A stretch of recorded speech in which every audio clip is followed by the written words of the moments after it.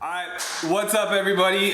We tried to do this back in June? Yeah, June, early summer. It didn't work, audio was not very good, that was probably this guy's fault. But anyways, we had a chance to sit down, we're the second week of December right now. We wanted to get this done this year and get it out to you guys because I know everyone knows who this is for the most part, but I don't think a lot of you guys understand his background, where he comes from, growing up in London, what that's like. So we thought this would be a really cool opportunity to sit down, go back and forth a little bit, and see what happens, and just share stories and chat. So let's get into it.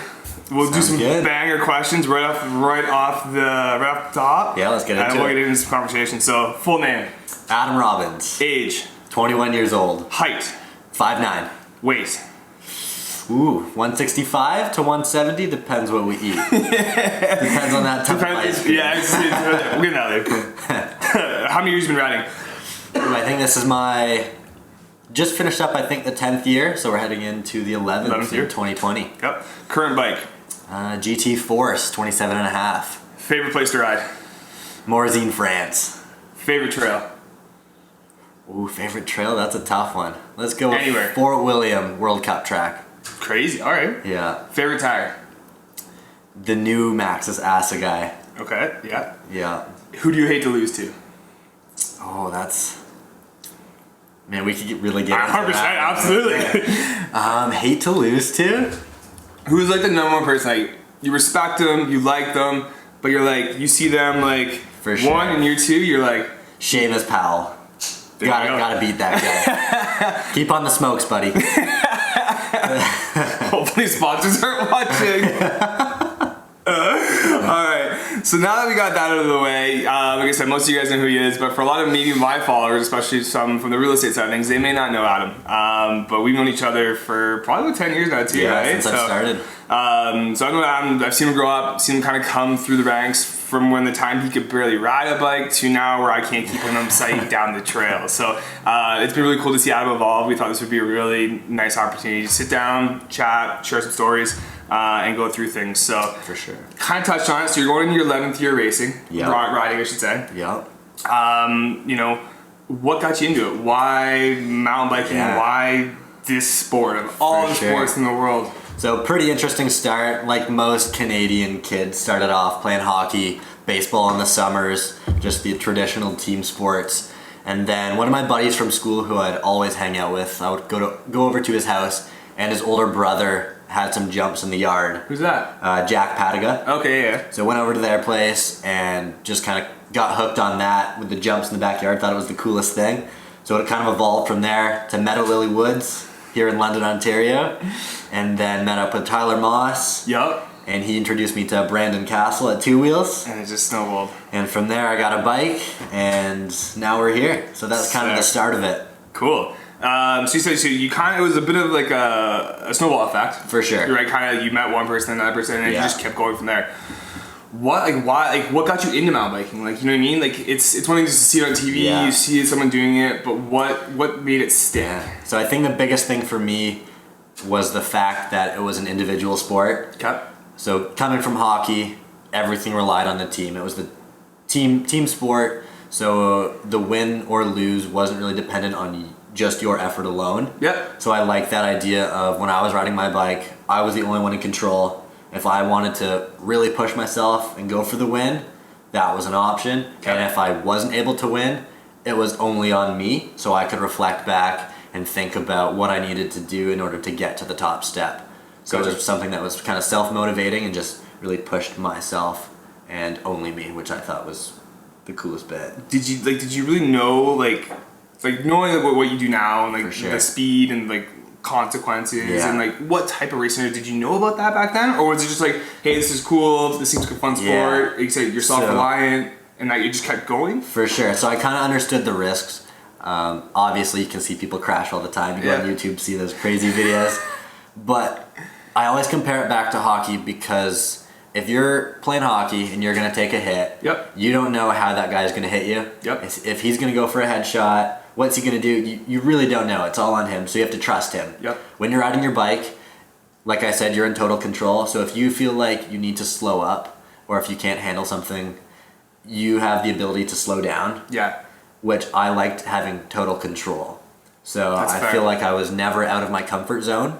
I can just ride within my abilities and just fully know what I'm doing at all time. For sure, and like that's actually a really good adage too. Like you said, when you're playing those team sports, those sports where other people are involved, you don't know what they're going to do. They don't know how like their decisions will, to some level, control your outcome. Exactly. Mountain biking, downhilling, and enduro. Typically, the trees and rocks aren't moving, right? So if you have a crash, if there's an injury, at the end of the day, it really comes down to you, like 99.9% of the time. And if you do have an incident, most scenarios, it's going to be a pretty big fluke. Yeah. If you're going to hurt yourself pretty bad and you're smart about it, it's kind of just going to come down to a fluke accident. You can mitigate your injuries to a certain extent. At the same time, let's get this right now.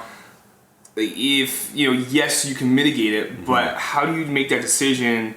Okay, I'm gonna slow down because I think we've probably both been there where you just consequences go out the window, right? You're just like, I need to go as fast as I possibly can, and that's it. Like, at what point does mental sanity take over and you okay, I need to scale this back a little bit? So I think everyone has at some point had that feeling of, oh wow, that was on the edge, that was close to losing it all. So I think if you get that feeling once in a run, you kind of be like, okay, I gotta tame this back just a little bit. So you're always playing with that fine line, that edge. So if you kind of just get your toes over the edge of it, you gotta try and just bring that back just a little bit so you can keep it in control for the whole time. It's almost like 97% is too slow.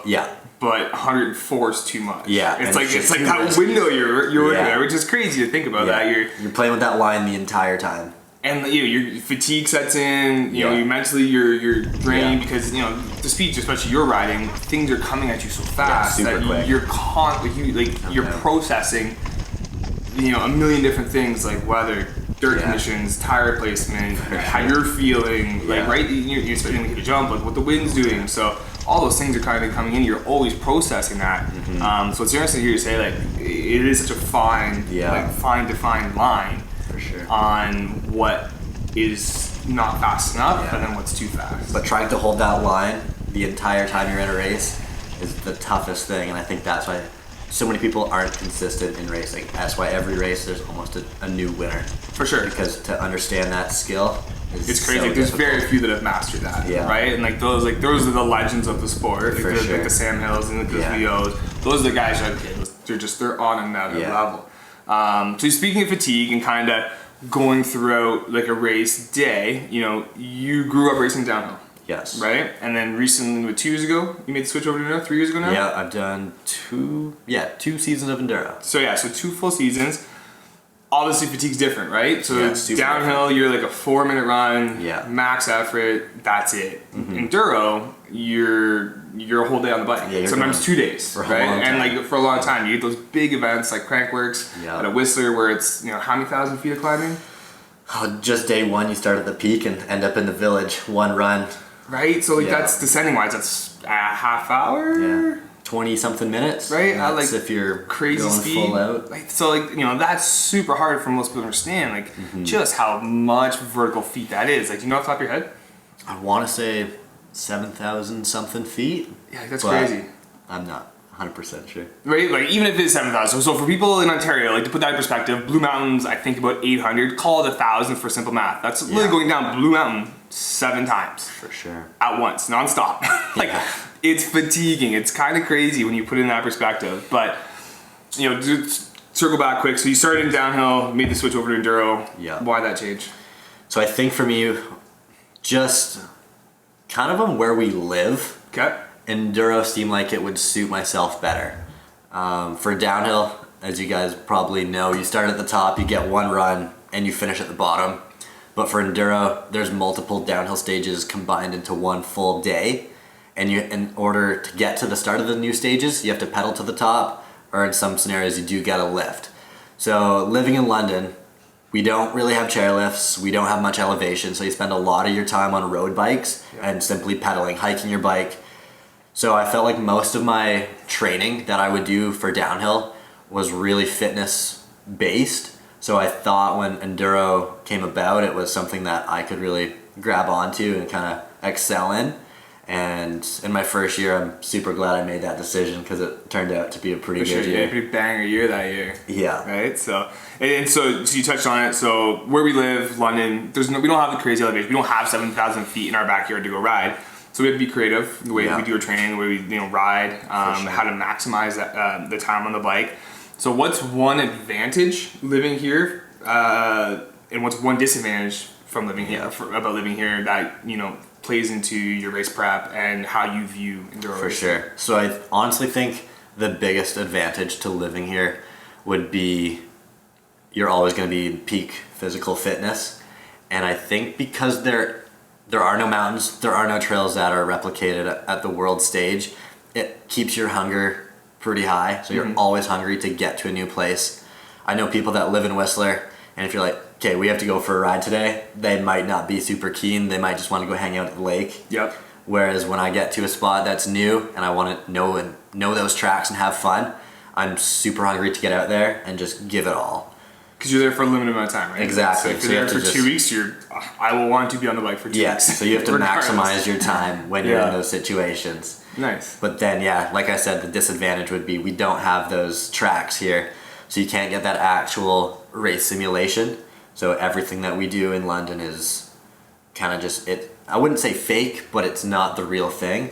So how have you gone about, what's something that you've done to help, replicate that feeling in terms of fatigue and, I guess ability level? How are you maximizing our training to prepare yourself for sure? So definitely, I think this one stems from you, and that would be the cyclocross bike, taking that on the mountain bike trails. Yep. It simply just makes every trail that would be simple, and it just throws it up a couple notches, and you're hanging onto your cross bike, which is essentially a road bike with studded tires, or not studded tires, but aggressive tires. And you're just holding on to that thing, hoping you make it through the trail, and it really just amplifies everything for living in London. It's crazy how you do a lap of fan shot, and you feel like you've been down here all day. Because your arms are sore, your fingers barely work. No suspension. No suspension. Your tires are this big. There's nothing. So that's funny. Well, I started doing that 2014 I started, and you not too long after, this is actually ridiculous, but it makes a ton of sense. Yeah, your spandex, get on the road bike, and hop on some mountain bike trails. Why not, right? Make it happen the best way you can. So we live in London. You've done a ton of traveling. You really have ridden all over the globe. So what is your favorite place to ride, and why? Definitely Morzine, France. Okay. Portes du Soleil, just extremely epic.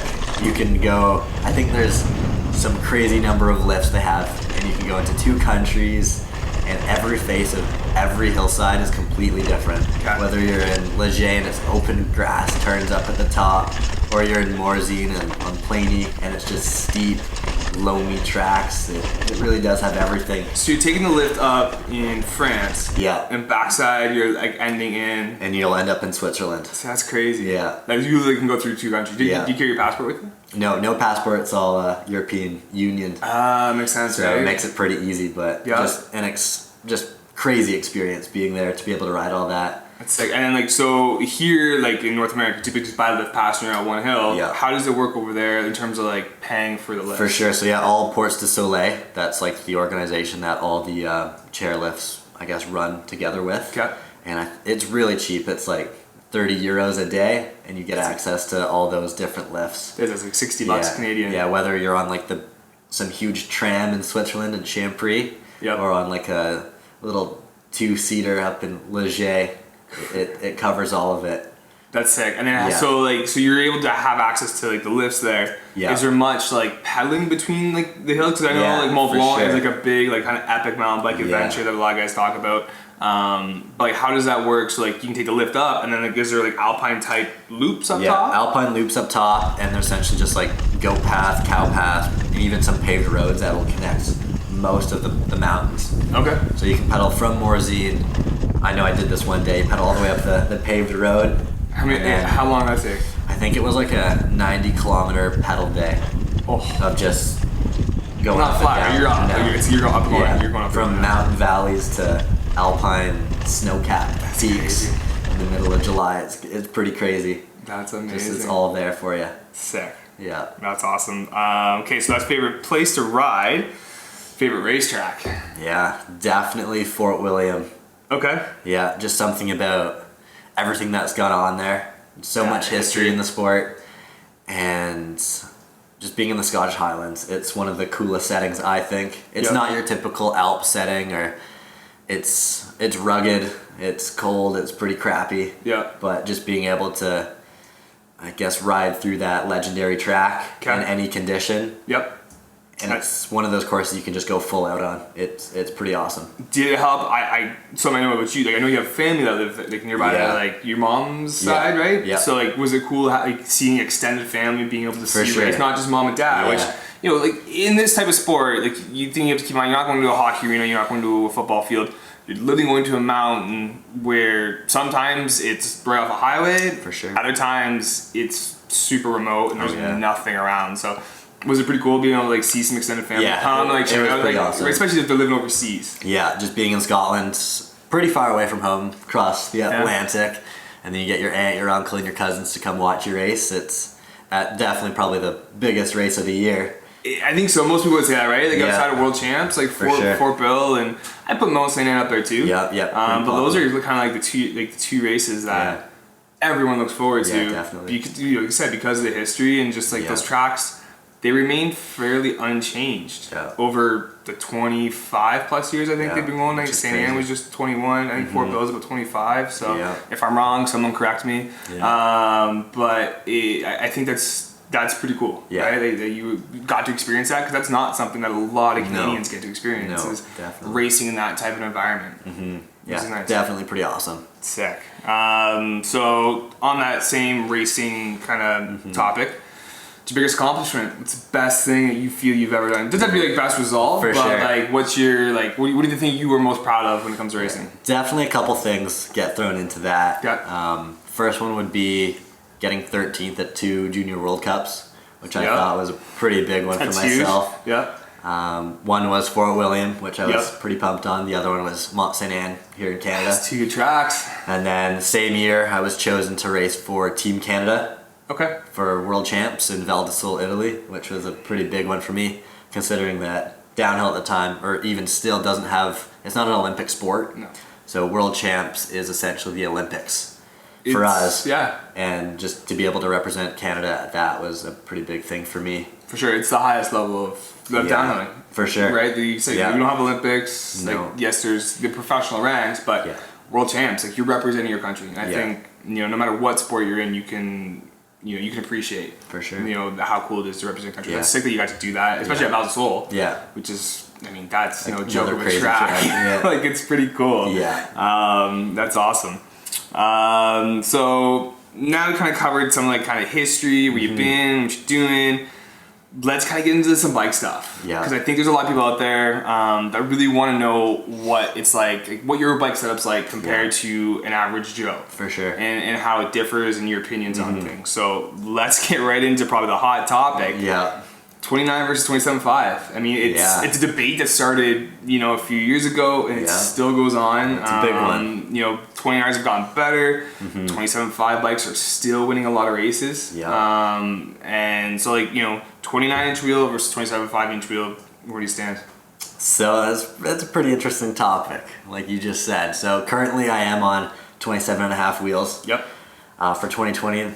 Probably going to be some big changes for that. And by big, you mean bigger wheels? Yeah, probably. we'll see what happens. But I still I haven't rode one. I haven't rode 29er yet. That's true. Yeah, you've been one of the few guys that really haven't dabbled in the big wheel size. So pretty excited for it. I think it will definitely suit my riding style. Yep. And now that it is available for me, I think it's something that can definitely benefit me. So what are one or two things about 27.5 that you like? Yeah. And what are a couple of things about 29 that you're looking forward to? Yeah. Well, I guess we'll just start right into the things I'm looking forward to, and that would be the extra contact pad. Yep. So that's I'm pretty sure it's gonna increase some traction. It's got to. It's a science. There's more tire. Exactly. More things touching the ground. It should stick better. It's gonna roll over things, make the holes seem a lot smaller. Yep. So just helping out with fatigue, you're gonna have more energy throughout the entire run. 100%. And just keeping pace. I think those right there that's a no-brainer for me to kind of hop on one. I mean, 27.5 definitely has its pros due to the fact that it's pretty playful. Cornering, well, I wouldn't say cornering is easier, but in tighter corners, the bike's more maneuverable. Yeah. Just a little bit more playful. So. Yeah, I could definitely see, especially like, you know, a couple weeks, 2 weeks ago, last week we were at Windrock. Yeah. Like, especially riding behind you, like seeing the way you you really dive into like really tight, steep corners. Yeah. I could totally see how the smaller wheelbase helps with that, right? Because you're literally throwing yourself from the corner and the bike's following. So if you can make it happen like in a shorter span, you can corner faster. Exactly. Right? Yeah. So that's interesting. Okay. So next topic: balancing school and work. Or sorry, school, work, and riding. Yeah, so you literally just came from school. Yeah, just came from school. Yeah, 4 exams this week. So how do you find making time to train, riding the season, work? Because let's face it, yes, he is a sponsored athlete, but he's not a millionaire. I wish. So you gotta work. You gotta get to the races. You gotta, you have to pay the bills. Like, how are you balancing all of that? It takes a lot of scheduling and just dedication. Knowing that you do want to do it, you're able to put the time in a bit easier that way. So you get your class schedule, you lay it all out, and then you get your workout schedule, and you just kind of mix them all together.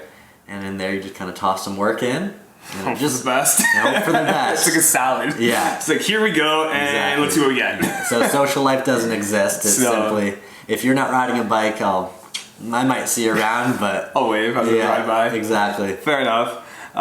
So you mentioned training. Yeah. I wouldn't say we're in the heart of the off season, but we're definitely about to get into it with the holidays. We're in December now, so what does your training plan look like for the upcoming season? Yeah. So this winter is going to be pretty interesting. I'll be heading out to Connecticut in January sometime, just kind of waiting on visas and whatnot. Yep. So that might change things up a little bit, but as of right now, it's just been a lot of gym work, just simply building strength for next year, and just focusing on just some base fitness. A lot of rowing right now. And the rowers are awesome. Yeah, rowers are working really nice. And that's kind of it. So if we go out to Connecticut, that'll probably change a little bit. But so you mentioned you're going to Connecticut.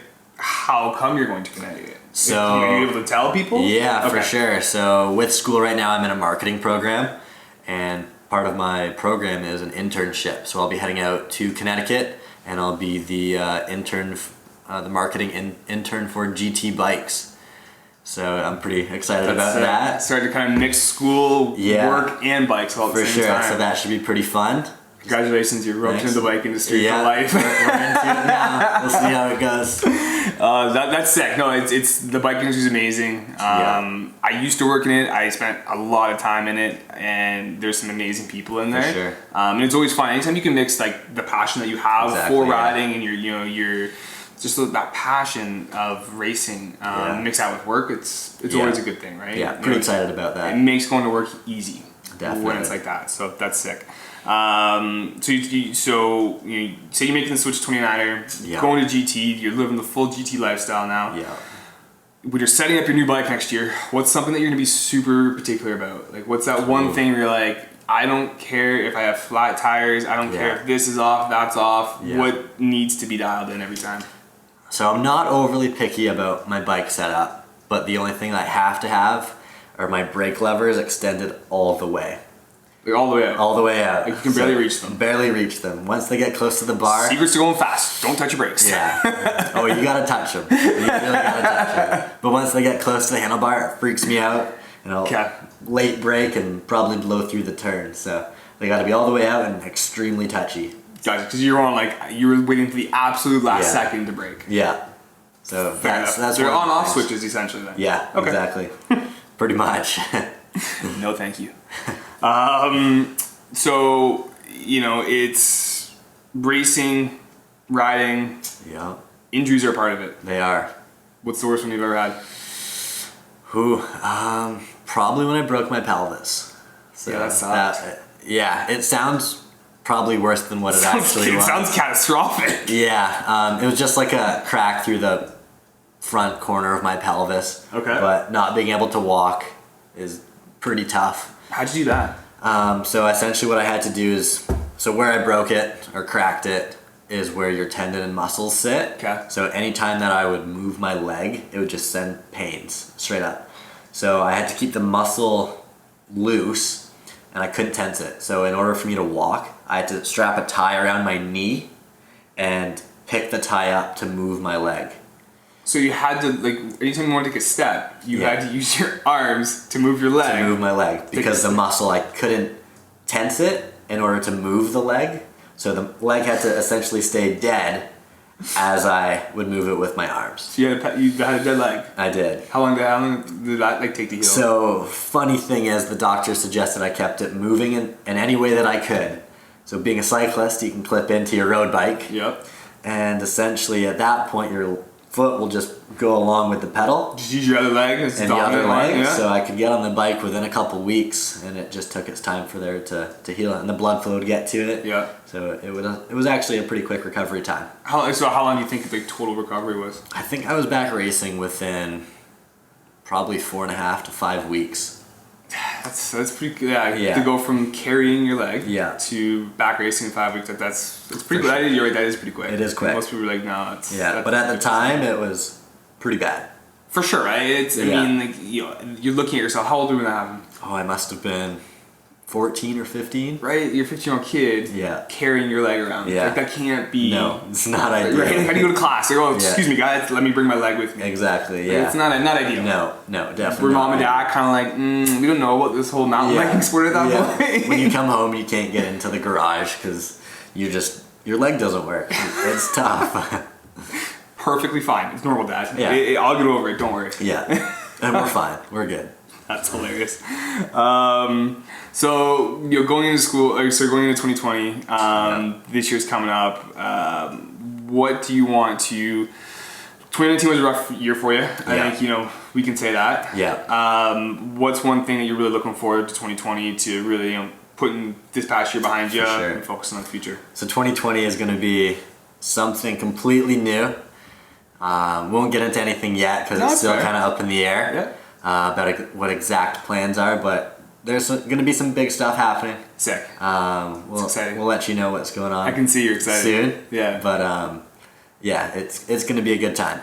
Good. And then, you had a rough year this year. How are you kind of refocusing, kind of putting your energy in the right spot, right? Not dwelling on things. For sure. How are you managing kind of expectations and going into next year? Yeah, so last year was pretty tough. Started the year with pneumonia. Yeah, you had I will say it, he had a terrible year this year. It wasn't good. Right? I think you said you started off with pneumonia, you got hurt, it's just not in a good spot, right? No, definitely. So I think trying to move into 2020, everything's starting fresh, going back out east to Connecticut and just trying to start fresh and forget about what happened this year. It's a good game plan. And we'll see where it takes us. All right. So we'll wrap this up with a little bit of insider info here. I think most people that know you pretty well know you love ice cream. Oh yeah. More particularly Ben & Jerry's. Ben & Jerry's ice cream. If you're out there, you know where to come sponsor me. Looking for that paycheck, ice cream money. Just sponsored by BJ's on New Jersey. Yeah. That's perfect. That's ideal. Where did that come from? And why do you like Ben & Jerry's so much? Yeah. And what's your favorite flavor? Oh, so favorite flavor, we'll start right there. Definitely just the traditional chocolate chip cookie dough. It's a good one. You can't beat it. It's available everywhere. So it's a good one. But where it started, I'm not exactly sure. I think just after the races, I just craving it. Yeah, you go pinting. You get a pint of Ben & Jerry's, and you just eat the whole thing. It's your Instagram feed for a week, which is Ben & Jerry's. Yeah. Tubs and empty tubs. Oh yeah, it's the best thing. So if you're out there, you get a pint of Ben & Jerry's and come watch this. Oh, that's amazing. So awesome. So we'll wrap that up on that. It was good chatting. I'm definitely looking forward to hearing what happens in the next few months. Big changes, living in the US, working at GT, some amazing things ahead, so I'm very curious to see what happens and how your 2020 season goes. Yeah. Thanks for having me on. No problem. We will wrap that up there. Thanks so much for tuning in. Hopefully this is the start of a new little project I'm going to work on. I got some other ideas you guys want to work with and chat to, so thanks a bunch, and we will talk to you guys later. Peace. See ya.